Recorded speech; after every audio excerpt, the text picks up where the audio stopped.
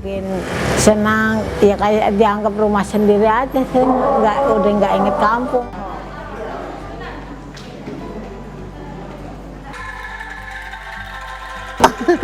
Mau pindah kemana? Keluarga nggak ada sih. Saya hidup sebatang kara di Jakarta ini. Saya maunya di panti biar teman-teman saya ngeliat.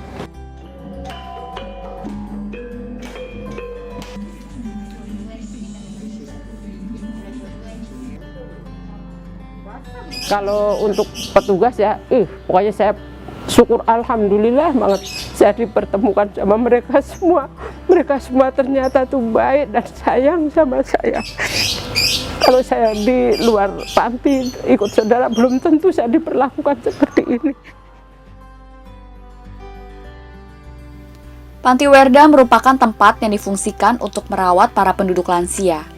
Salah satu yang berperan untuk membangun Panti Werda adalah pemerintah, yang anggaran kebutuhannya dijamin oleh negara.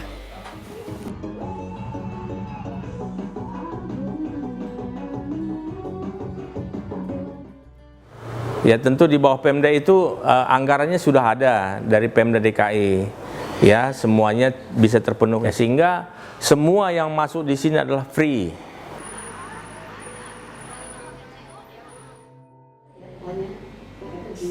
Tentu swasta ini kan anggarannya juga mungkin ya terbatas. Tentu yang masuk di sana harus ada komitmen fee, ada bayar. Jadi ya pembedanya itu saja, di sana bayar, di sini gratis. Panti ini tetap menangani orang-orang terlantar yang kategori lanjut usia. Dan bahkan ada yang memang kategori rujukan dari rumah sakit yang notabene dianggap sembuh oleh pihak medis di rumah sakit dalam konteks tinggal proses pemulihan kesehatan. Ada 250 warga binaan sosial yang terdiri dari ada 95 itu laki-laki, ada 155 itu perempuan. Jadi mayoritas ibu-ibu yang kita rawat di sini. Dan dari 250 itu hampir 90% kita tidak pernah lagi ketemukan keluarganya. Dan 10% itu masih ada yang kontak dengan keluarga, tapi ketika kita coba menghubungkan dengan keluarga dan mengembalikan kepada keluarga, ternyata kondisi keluarga tanda kutip tidak memadai, tidak mampu. Akhirnya keluarga bersepakat bahwa tetap perawatan orang tua dia tetap ada di panti ini dengan surat penyerahan kepada panti untuk dirawat. Semua BPS yang ada di jalanan, yang ada di kelurahan-kelurahan yang memang terlantar itu dimasukkan ke dalam, disalurkan di PSBI Bangun Daya 2 yang dekat dari sini. Itu adalah panti penampungan sementara, ditampung kemudian nanti di PSBI dipilah. Nah yang kesini adalah orang tua yang lanjut usia yang di atas 60 tahun. Kita berikan pelayanan kebutuhan dasar buat mereka, terutama dulu ya makan, minum sesuai dengan instruksi dari ahli gizi. Daftar menu kita sudah jelas bahwa makan mereka nggak boleh keras, harus agak lembut, dan lauknya juga harus yang gampang dicerna.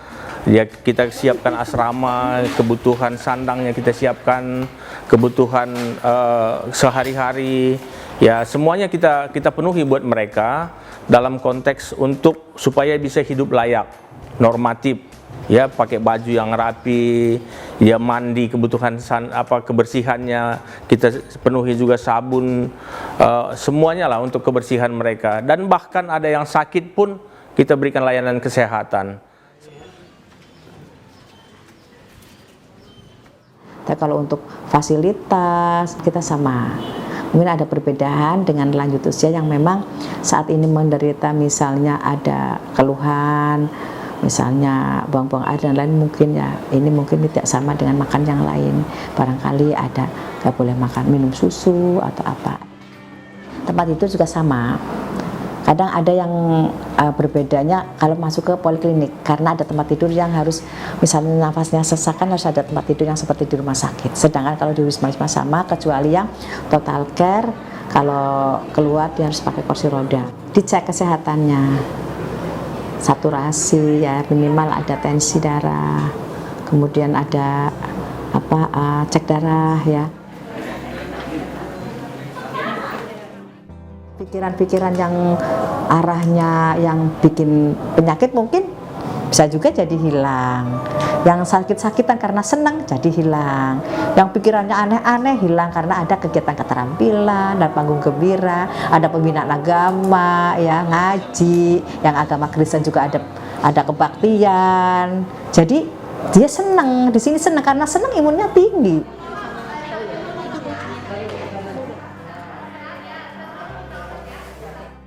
Mengenai kalau misalkan WBS itu ngeluh atau sakit apa itu harus dilayani sama petugas di sini, terutama yang lebih mengerti dan paham itu kan perawat ya.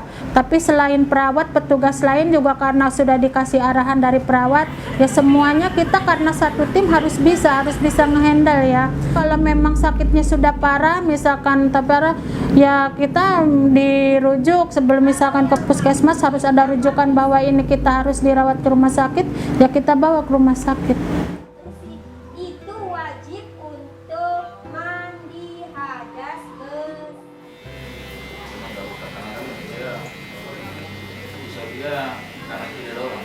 Pembagian kerja di sini sebenarnya kita harus multi talent ya, harus bisa kayak multitasking, semuanya harus bisa, tidak bisa kayak milih-milih, saya nggak bisa ini nggak bisa itu, tidak, harus semuanya harus bisa. Jadi perawat itu punya tugas masing-masing juga gitu. Pekerja sosial arahnya ke pendampingan sosial, kalau perawat lebih ke membersihkan luka, mengganti perban, memberikan obat, konsultasi, rujukan, WBS gitu. Biasanya saya melakukan pendampingan dalam kegiatan, seperti kegiatan hari Senin itu menonton film atau dinamika kelompok, terus hari Selasa ada kegiatan keagamaan,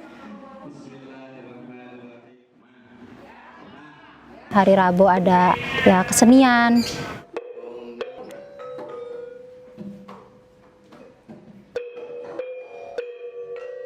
Ada juga agama juga jam satunya.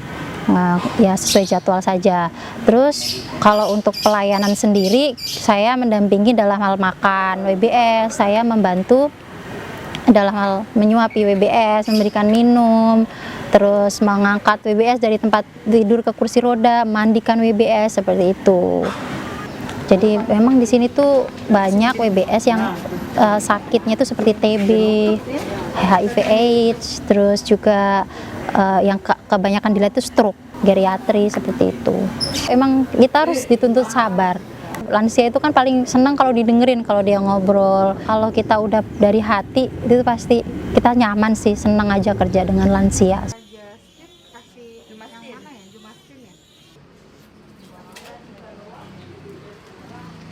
Saya sebagai pramu, pendamping sosial ya, pendamping lansia. Kita di sini kalau setiap pagi itu memandikan, habis itu ngasih sarapan mereka, habis itu kita mencuci dan memberikan kegiatan.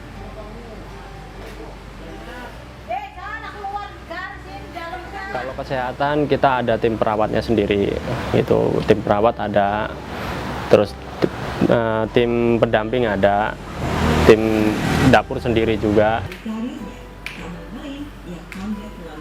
Perawat ya seperti kayak mengecek kesehatan WBS, warga binaan, terus memberi obat.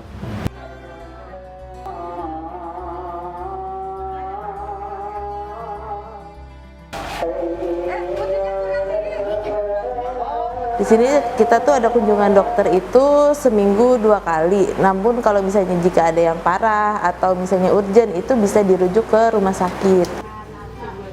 Kita juga di sini tuh merawat lansia yang mengidap sakit. Untuk yang urgent itu yang tidak bisa ditangani di sini kayak misalnya sesak nafas. Jadi kita misalnya sudah mulai ada WBS yang sakit yang tidak bisa ditangani, kita observasi lalu misalnya sudah diberikan obat tidak ada kelanjutannya, maksudnya tidak ada perubahan, baru kita rujuk.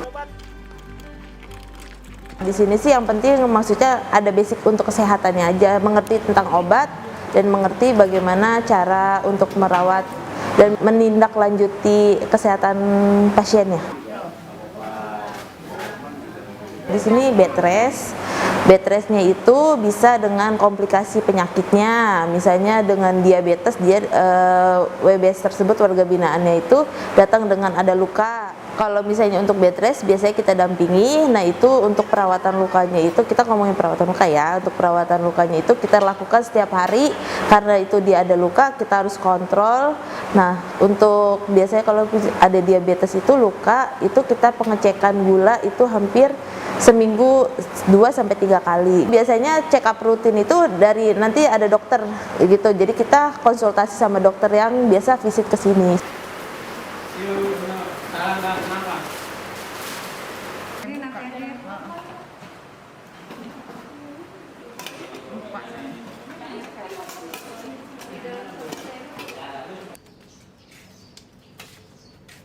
Waktu itu saya dalam keadaan sakit, operasi jempol kaki, diamputasi kaki, jempol kaki saya.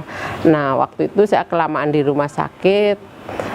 Ternyata anak saya sudah dikasih tahu sama yang punya rumah, yang punya kontrakan. Ternyata saya nggak boleh balik lagi ke kontrakan. Akhirnya saya dianjurkan ke panti.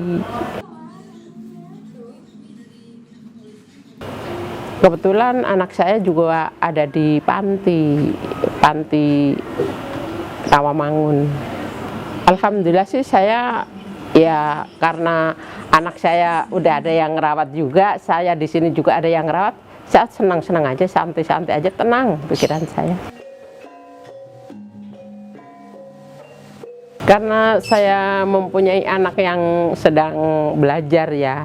Nanti kalau anak saya sudah selesai belajarnya, mendapatkan pekerjaan yang layak untuk apa sih namanya kehidupan masa depannya, ya barangkali dia jemput saya.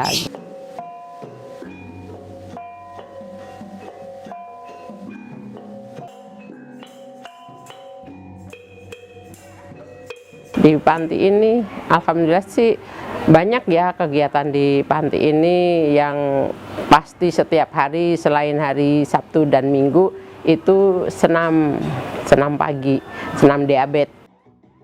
Kalau bagi yang nggak bisa mandi seperti sakit atau apa gitu, yang memandikan petugas, yang ganti spray, ngepel, semua pokoknya petugas. Luka saya yang benar-benar diperhatikan, kurang lebih udah 5 tahun, tapi belum juga sembuh. Makanya itulah yang diperhatiin benar-benar sama perawat sini. Kalau untuk petugas ya, pokoknya saya syukur alhamdulillah banget saya dipertemukan sama mereka semua. Mereka semua ternyata tuh baik dan sayang sama saya. Kalau saya di luar panti ikut saudara, belum tentu saya diperlakukan seperti ini. Ya Allah, dia nggak ngerti siang, nggak ngerti malam. Kalau memang kita membutuhkan pertolongan, nggak ada kata entar, nggak ada kata langsung. Itulah yang bikin saya salut bener-bener. Mereka kan padahal kan seanak bukan, saudara bukan, siapapun bukan, tapi dia rela ikhlas melakukan itu semua. Bener, saya salut banget sama petugas di sini semua.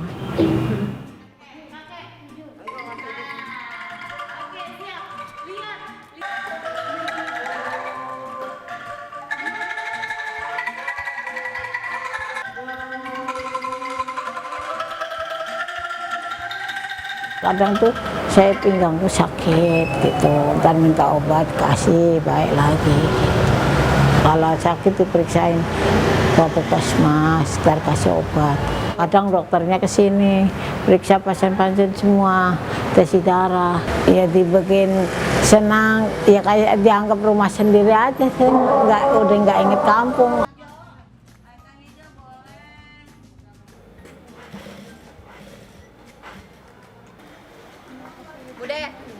Ada perawatan kesehatan sini, kadang-kadang ada terapi untuk tulang-tulang itu, terus ya perawatnya juga ada di sini. Satu hari kasih minum obat 2 kali, pagi dan sore, makan sehari 3 kali, dan ntar kalau agak malaman dikit ada snack, kalau nggak puasa ya ada snack begitu.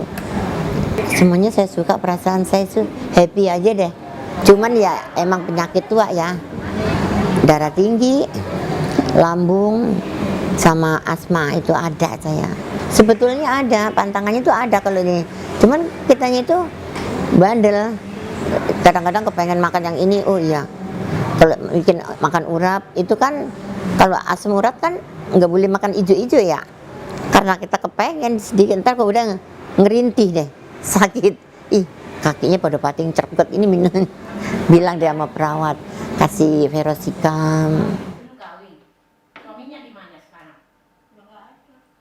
Kalau kumpul-kumpul, terus kalau di aula ada panggung gembira, itu kita paling suka. Tapi saya juga jarang datang, tapi kalau lagi nggak capek gitu saya suka mau ikut nyanyi kayak mau joget. Tapi kalau joget pakai tongkat nggak lucu banget ya.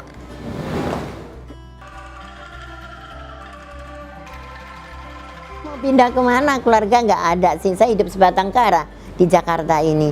Saya maunya di panti biar teman-teman saya ngeliat.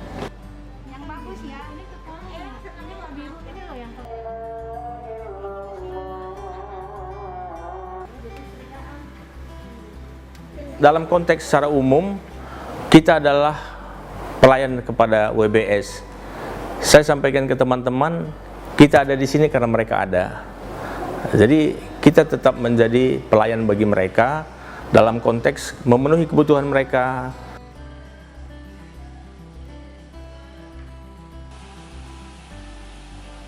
Kita selaku petugas yang sudah diberi wewenang dan tanggung jawab, yaitu kan suatu amanah harus kita jalani ya. Kita harus nerima mereka apa adanya gitu. Untuk kedepannya ya panti ini mudah-mudahan ya petugasnya terutama ya selalu diberi kesehatan terus biar merawat oma-oma di sini lebih maksimal. Saya secara pribadi juga merasa kakak ini sebagai orang tua saya sendiri, jadi dalam perawatan, penanganan, pelayanan itu saya ikhlas, mudah-mudahan berkah. Jadi insya Allah orang-orang juga banyak peduli, kenapa kami tidak?